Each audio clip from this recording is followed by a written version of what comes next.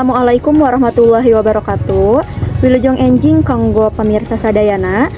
Simkuring dina waktos ieu bade ngadugikeun hiji warta ngeunaan hiji lalaki anu leungit di Gunung Slamet. Syafiq Ridan Ali Razan, murid kelas 12 Manima Kota Magelang. Kapanggih maot poe Rebo 14 Januari 2002 genep. Sanggeus leungit salila 17 poe saprak 28 Desember 2025. Korban kapanggih dina Lamping teu jauh ti tanjakan. Sanggeus papisah jeung rerencangana di pos 5 jalur Pajaya. Pikeun menta bantuan di Pemalang.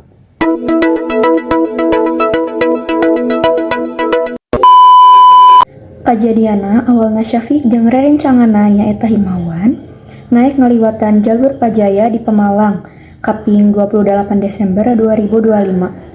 Rerencangana ngalaman kram suku, jadi Syafiq turun neangan pitulung tapi tebalik deui. Rerencangana nyaeta Himawan parantos salamet kaping 30 Desember 2025. Mait Syafiq kapanggih kaluar tina jalur pendakian resmi, khususna di Lamping Gunung Malang Watulanggar, di Lamping Kidulan Puncak. Korban disangka maot kusabab hipotermia ekstrim tingkat 4 di pasihan pakaian anu teu lengkap di tempat kejadian. Pilarian intensif 17 dinten ditunda sareng diteruskeun ku tim sukarelawan.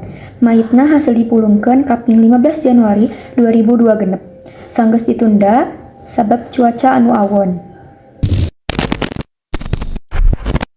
Mait Syafiq langsung dibawa ke Rumah Sakit Purbalingga. Tim relawan anu ngaevakuasi Mait Syafiq Ali dugi ka Gunung Malang Tabu 14.25 waktu Indonesia Barat. Maitna langsung dibawa ke rumah sakit pikeun diotopsi. Maitna bakal dipariksa ku Polres Purbalingga. Pamariksaan eksternal nyaeta jenis kelamin lalaki. Kami teras ngalaksanakeun pamariksaan. Hal kahiji nyaeta manggihan dina Mait Syafiq di kurilingan bilatung. Henteu aya tanda-tanda dina sirah, beuheung, dada atanapi beuteung.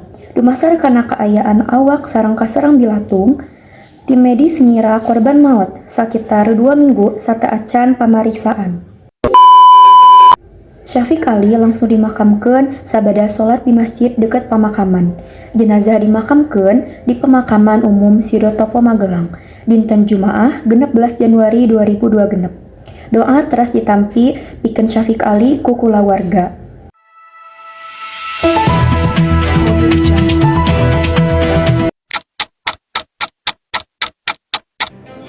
Sakitu warta ngeunaan leungitna saurang lalaki di Gunung Slamet.